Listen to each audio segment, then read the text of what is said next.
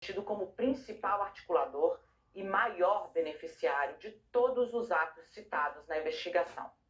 A PGR deixa claro, os ataques dele a autoridades na condição de presidente não eram meras críticas ou desabafos. Veja só o que diz um trecho desse documento. Abro aspas. Um chefe de Estado detém uma capacidade singular de influenciar a opinião pública e mobilizar parcelas da sociedade. Dessa forma, suas declarações, as declarações de um chefe de Estado, especialmente quando hostis e desprovidas de base factual, transcendem o campo da crítica legítima e adquirem caráter de incitação e de desestabilização da democracia. Marina. Etapa importante desse processo, né, Dani? Pensando para frente, se condenado, a primeira turma do Supremo vai definir qual será o tamanho da pena do ex-presidente Bolsonaro, levando em consideração fatores como idade e antecedentes. O Felipe Matoso vai contar essa história para a gente. Matoso, muito bom dia para você. A PGR aponta, num documento enorme, mais de 500 páginas, que o ex-presidente cometeu 5 crimes, né? Queria que você detalhasse para a gente, por gentileza. Marina, bom dia para você, para Dani, um ótimo dia a todos que passam a acompanhar a partir de agora aqui na Globo News o Conexão. Vamos destrinchar aí essa documentação enviada pela Procuradoria-Geral da República ao Supremo Tribunal Federal. Lembrando, o prazo era ontem, a PGR então cumpriu esse prazo para a entrega das chamadas alegações finais. Só para poder situar, quem está vendo a Globo News agora entender, houve o indiciamento da Polícia Federal. Com base no indiciamento, a PGR denunciou essas pessoas, foi aberta uma ação penal no Supremo e então testemunhas prestaram depoimento, os réus foram interrogados, agora a gente está nessa fase de apresentação das alegações finais. Primeiro a PGR, depois o delator Mauro Cid e por fim os demais réus, para que então o Supremo comece a julgar todas essas pessoas. A gente vai rodar agora aí na tela, primeiro, quais são os crimes atribuídos a Bolsonaro pela Procuradoria-Geral da República nessas alegações finais enviadas ao Supremo. Vocês vão ver aí, os crimes são organização criminosa armada, tentativa de abolição do Estado Democrático de Direito,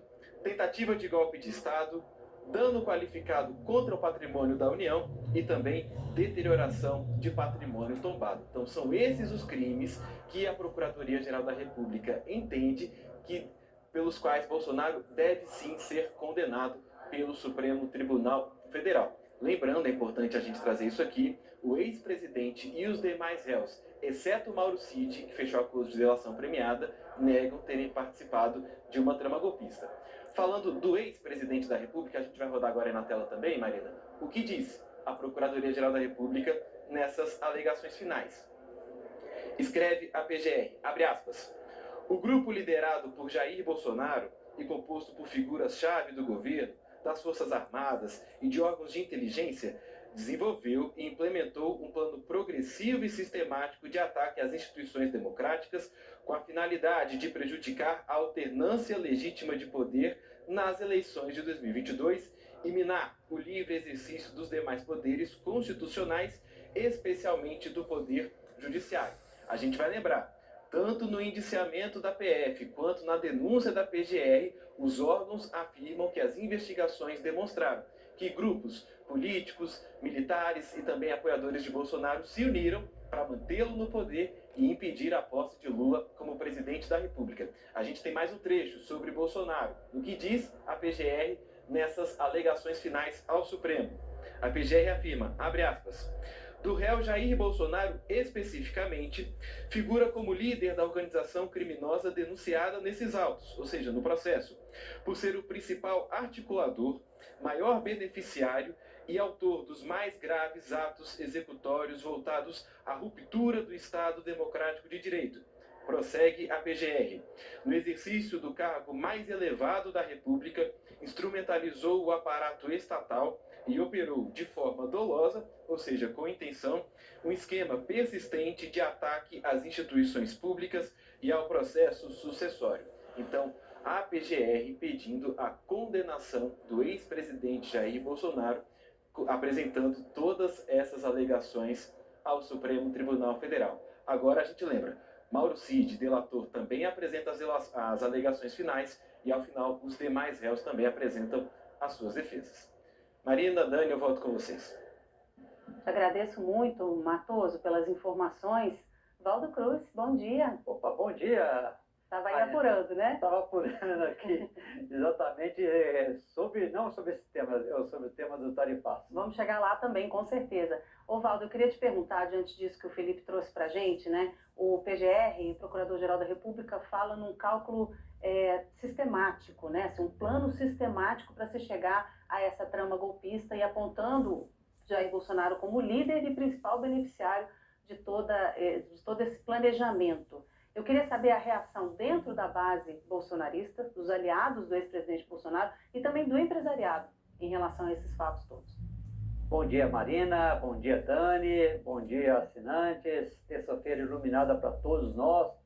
Olha, primeiro, o Paulo Gonet, o Procurador-Geral da República, voltou a enfatizar que o importante é você olhar todo o fio, né? Não ficar ali analisando de forma isolada o discurso do presidente, do ex-presidente, como ele fala. Não, eu só me colocava ali na posição de alguém que tinha dúvidas em relação ao nosso processo eleitoral, mas não tomei nenhuma medida contrária ao resultado da eleição. Mas Gonet mostra que é o contrário, né? Que desde que ele tomou posse, ali a partir de 2019, ele veio fazendo uma investida, adotando um discurso, tomando atitudes que sinalizavam que ele não aceitaria uma derrota eleitoral. Bom, como está a reação no campo bolsonarista e entre empresários que até pouco tempo estavam apoiando o ex-presidente? Bom, a avaliação entre bolsonaristas é que as alegações finais do Procurador-Geral da República indicam claramente que a situação dele é irreversível, que ele vai ser condenado. Eles não sabem se vai ser condenado à pena máxima, se ele vai conseguir se livrar de algum crime, por exemplo, da questão do dano ao patrimônio público tombado, questões de destruição de patrimônio. Isso eles têm dúvida, mas uma condenação eles estão convictos de que virá. Por isso, avaliam que o caminho é forçar uma anistia. Daí a presença hoje ou amanhã do filho do ex-presidente Jair Bolsonaro, o Eduardo Bolsonaro, em Washington, pedindo mais sanções, né? E a avaliação deles é que novas sanções virão. Porque o que foi feito com aquele tarifaço foi uma sanção, como bem diz o Guga Chakra. E Eduardo Bolsonaro estaria agora imbuído na tentativa de conseguir ali sanções em relação a Alexandre de Moraes. O empresariado avalia que a situação de Bolsonaro só vai piorando. E esse movimento, no mesmo momento em que o julgamento vai se aproximando da sua fase final, a ação penal vai chegando à sua fase final com o julgamento, fragiliza ainda mais a posição do ex-presidente e que eles consideram que ele está perdendo apoio nas suas bases, perdendo apoio na população, porque toma atitudes contra o país e, ao mesmo tempo, alvo não, já era alvo, né? Mas vê a sua situação agravada por esse documento apresentado ontem pelo Paulo Gonet, o Procurador-Geral da República. Dani? Ô, Valdo, eu estou aqui até te sugerindo uma tarja pro Gasperoni, só um instante, sobre esse assunto que você trouxe do Eduardo Bolsonaro. Porque ontem ele deu uma série de entrevistas. Só um instante, pronto, mandei. Ontem ele deu uma série de entrevistas porque está se esgotando o prazo da licença que ele pediu da Câmara dos Deputados e ele pode ter de tomar uma decisão, né? Se fica lá nos Estados Unidos ou se volta. Ele está dando a entender que vai ficar nos Estados Unidos, vai tentar manter o mandato de alguma forma até onde der, mas se for o caso, para alguns veículos, como o Estado de São Paulo, ele disse que abriria mão do mandato. Na Folha, ele disse outra coisa. Bom, o fato é que nessas entrevistas que deu, em especial a Folha de São Paulo, Eduardo Bolsonaro admitiu na avaliação de ministros de cortes superiores, e eu não fui conversar com integrantes do Supremo a respeito disso, já deixo aqui muito claro, foi inclusive uma reação orgânica, tanto de ministros de cortes superiores como de criminalistas que entraram em contato falando, você leu isso aqui, Li? Sim, por quê? Porque ele está admitindo o crime de obstrução de justiça. Ele admite o crime de obstrução de justiça quando ele fala textualmente que está pressionando para travar o julgamento do pai. É cometimento de crime a céu aberto. Eduardo Bolsonaro, se havia dúvidas, então, sobre a ilegalidade do que está cometendo o filho 03 do ex-presidente da República, agora, de novo, para integrantes de cortes superiores, e eu não estou falando do Supremo Tribunal Federal, repiso, e criminalistas, e eu ouvi vários, está cometendo crime a céu aberto e de maneira confessa, textual, registrada nas diversas entrevistas que ele concedeu ontem a diferentes veículos, com destaque para a entrevista que ele concedeu à Folha de São Paulo, que é exatamente a que foi comentada pela fonte. Que loucura, disse a fonte, ministro de Corte Superior. Ele confessa o crime de obstruir a justiça. Por quê? Porque Eduardo Bolsonaro está dizendo ali que sim, está buscando pressionar o Moraes. É textual. Eu não estou buscando o convencimento da população. Eu estou buscando pressionar o Moraes, que é exatamente o que está enquadrado como crime de coação no curso do processo, que é o inquérito que ele já responde. Então, assim, um aliado de Jair Bolsonaro me disse que está cristalino para todo mundo que Eduardo só volta para o Brasil em 2027 se a direita ganhar as eleições e patrocinar a anistia, como ele quer agora. Bom, por quê, né? Na outra frente, ele está tentando impedir o avanço disso aqui. O Procurador-Geral da República, Paulo Gonet, concluiu as alegações finais pedindo a condenação dos réus no núcleo crucial pelos crimes de. Nem todos respondem a todos, mas Bolsonaro sim. Esses réus: organização criminosa armada, tentativa de abolição violenta do Estado Democrático de Direito, golpe de Estado, dano qualificado e deterioração do patrimônio tombado. Quem está enquadrado nisso? Por que se foi? Vamos lá.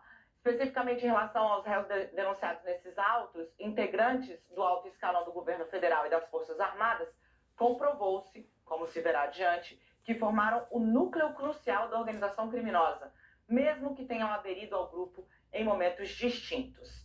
Daqui a pouco a gente vai detalhar como ficou a situação do Mauro Cid. Gente, valeu, obrigada. Por quê? O PGR diz, pode segurar isso aqui, que embora com menor autonomia decisória, o Cid também fazia parte desse núcleo. Ele era porta-voz de Jair Messias Bolsonaro e transmitia orientações aos demais membros. Vamos só identificar quem está na arte, tá? Aqui a gente tem Anderson Torres, ex-ministro da Justiça. Ele elaborou uma lista, pediu levantamento segundo a acusação e por isso é condenado, inclusive para obstruir a chegada de eleitores nas urnas. Na casa dele também tinha uma minuta golpista. Ele participou de live com o ex-presidente na qual foi disseminada desinformação com base em inquérito da Polícia Federal, que está no guarda-chuva dele. Era mentira o que o ex-presidente apresentou como conclusão da PF nesse caso, levando inclusive a uma crise interna. Aqui o hacker, Walter Delgatti Neto, que foi escalado para tentar, como ele próprio admitiu numa CPI, né, para tentar não só invadir os sistemas do CNJ, como ele fez, segundo ele, a mando da deputada Carla Zambelli, essa foragida também, mas também para obstruir o processo de informações sobre as urnas, né? Ele chegou a ser contratado para simular a invasão de uma urna. Walter Souza Braga Neto, né? Deu ordens para atacar diretamente os integrantes do Exército e da Aeronáutica que não se dobraram ao plano golpista. Isso está registrado em mensagem de texto dele próprio para outros integrantes dessa organização criminosa. Walter Souza Braga Neto, ainda segundo Mauro Cid, arrumou dinheiro para operacionalizar operações, perdão aqui da repetição, né? Operacionalizar ataques golpistas e até organização daqueles acampamentos. Este é o ex-ministro da Defesa. O ex-ministro da Defesa teria se reunido a mando de Braga Neto e Bolsonaro com os comandantes das 3 armas para entregar a eles uma segunda versão de uma minuta golpista que havia liberado outros integrantes de uma menção ali de uma menção por prisão e etc., deixando só o ministro Alexandre de Moraes. E aqui o delator Mauro Cid. Agora, focando no Mauro Cid, tenente-coronel, ex-ajudante de ordens do ex-presidente Jair Bolsonaro. A proposta da Procuradoria-Geral da República é que ele receba uma redução de 1/3 da pena, como forma de reconhecimento pela contribuição na delação premiada, ainda que parcial. Agora, uma apuração da Isabela Camargo, que é importante a gente falar sobre isso também. Isabela Camargo traz para a gente, antes de passar para Alexandre Ramagem, por que a Procuradoria-Geral da República faz esse movimento de 1/3 da pena. Porque o termo do acordo da colaboração premiada prevê perdão total, né, ou pena de até 2 anos, que ele já cumpriu, Mauro Cid. Mas ele teve omissões que ficaram claras durante a colaboração. Então, por conta desse ponto especificamente, ele sugeriu, então, à Procuradoria-Geral da República, o procurador Paulo Gonet, a redução para essa pena em 1/3, né, o que significa um benefício menor em relação ao que é sugerido pela lei, justamente por essas instabilidades na colaboração de Mauro Cid. A decisão final, a Isabela Camargo traz para a gente, é do ministro Alexandre de Moraes, o que fazer em relação à redução da pena, e a defesa diz que só vai se manifestar sobre essas alegações finais no processo. O nosso setorista de Supremo, o repórter Márcio Falcão, também traz uma questão interessante. Quando há alguma questão relacionada à delação premiada, você pode ter uma redução do benefício, mas as provas continuam válidas. E a defesa do ex-presidente Bolsonaro, assim como a defesa de outros réus, eles sempre tentaram desmerecer, né, a delação, a contribuição de Mauro Cid, dizendo que ele é contraditório, que ele não sabia de tanta coisa assim, porque afinal ele era só um ajudante de ordem.